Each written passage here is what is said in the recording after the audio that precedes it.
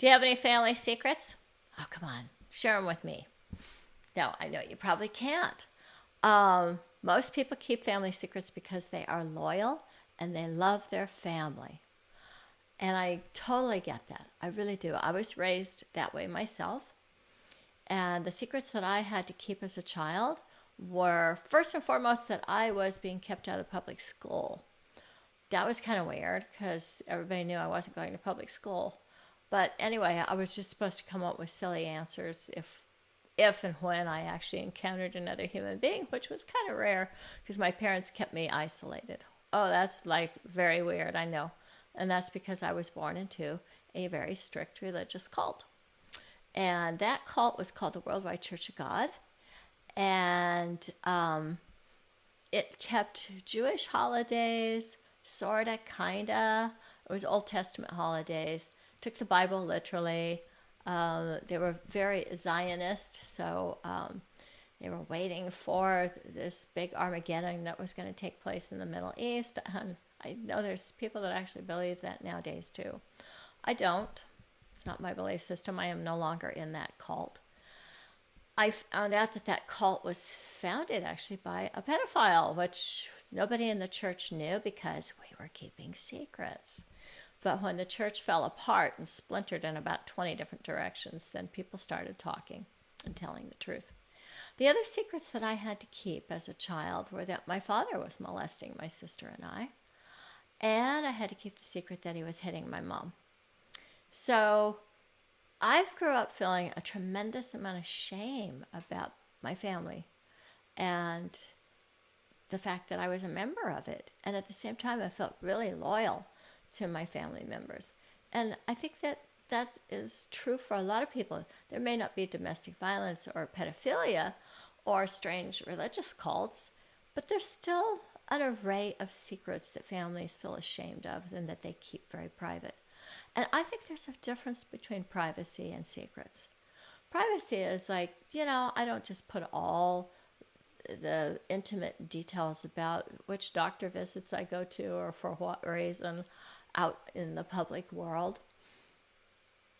That's privacy.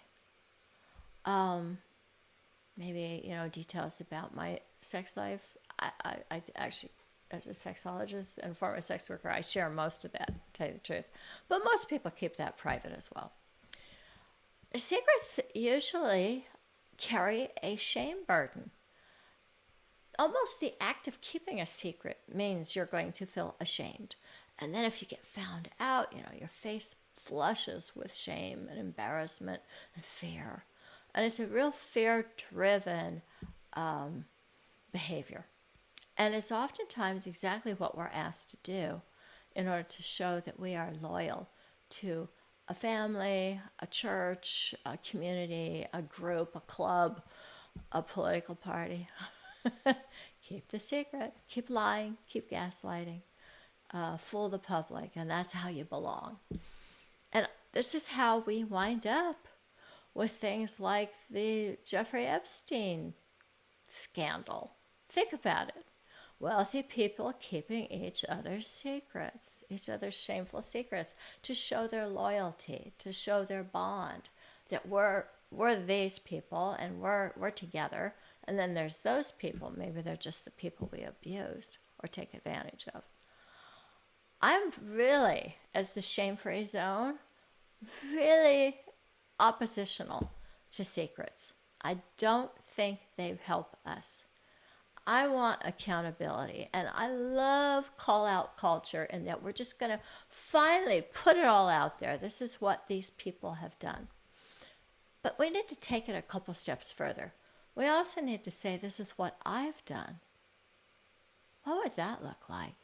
It's one thing to keep saying so-and-so did this, and I'm not going to keep their secret anymore.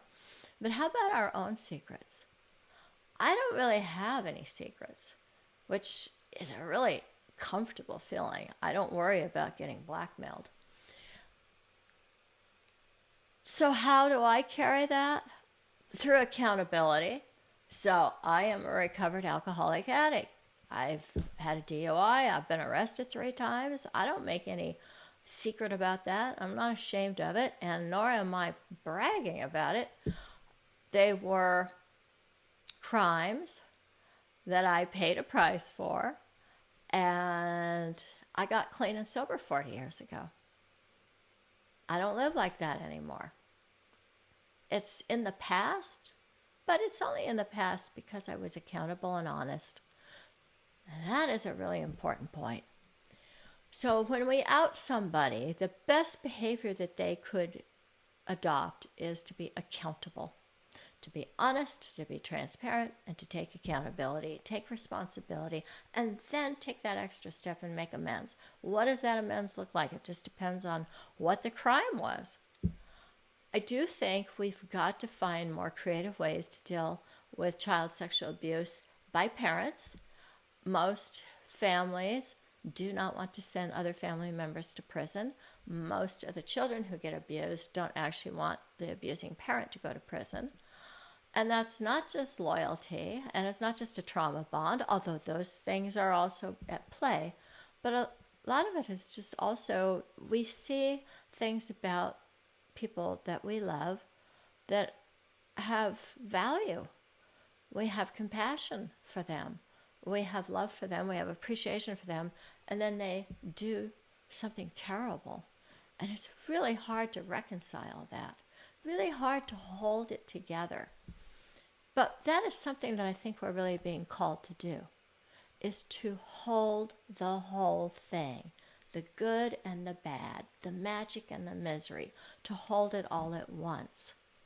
So I am a former domestic violence survivor and perpetrator. I've been on both sides of the domestic violence coin.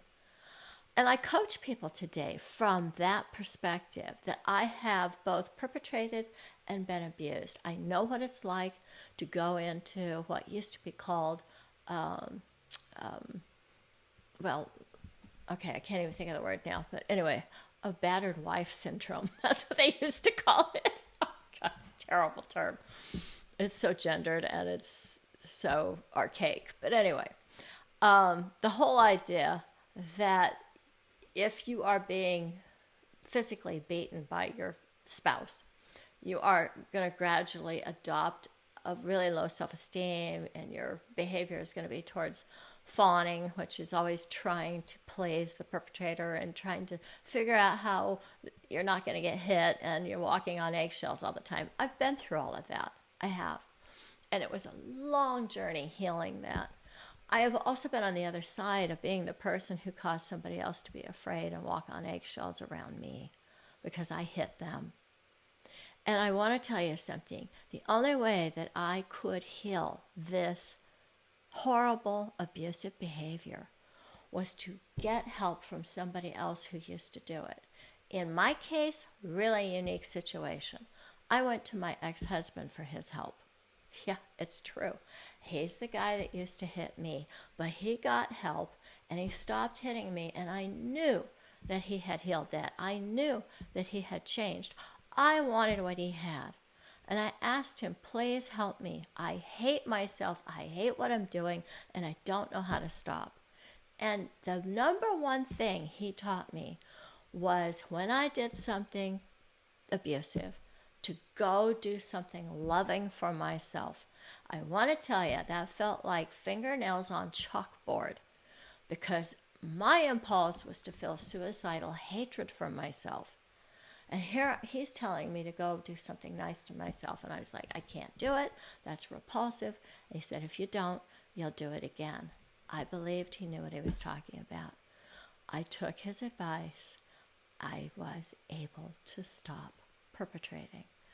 Now I work with people who have anger issues and domestic violence problems, and I help them in the same way.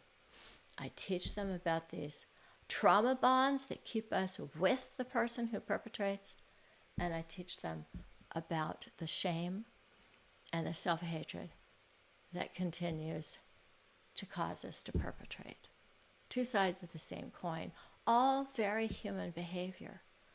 And I just think we've got to start moving our conversations to something that is outing people without canceling them.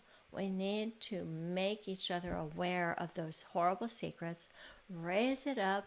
Let's release all the Epstein files, but let's also turn that lens back on ourselves and our families and our churches and our communities, not to try to demonize and cancel people, but to try to heal our human family through better behavior, which requires transparency, honesty, accountability, a real true amends process. Most people just know how to apologize and then they turn right around and do it again. And possibly forgiveness if that feels right. But most people do a spiritual bypass forgiveness, which is just like, well, I forgive you. And I think, no, you got to really get angry before you get to forgiveness. You've got to feel your righteous rage and really understand the depth of what you're forgiving. Because getting sexually abused or beaten is some of the worst things that can happen to a human being. They have long-term, horrific impacts on the psyche, the emotions, relationships, and also health. Longevity, even, if you can believe that. It impacts our longevity. I am here for us to help heal each other through compassion and also fierce accountability. I don't have all the answers on what that looks like. I'm hoping you will join me in this exploration. I look forward to your comments. I look forward to you sharing your own stories, maybe asking questions if you have any, just any participation level that feels good to you. And please, like this, subscribe if you feel so motivated, and maybe even share it with others. I appreciate it.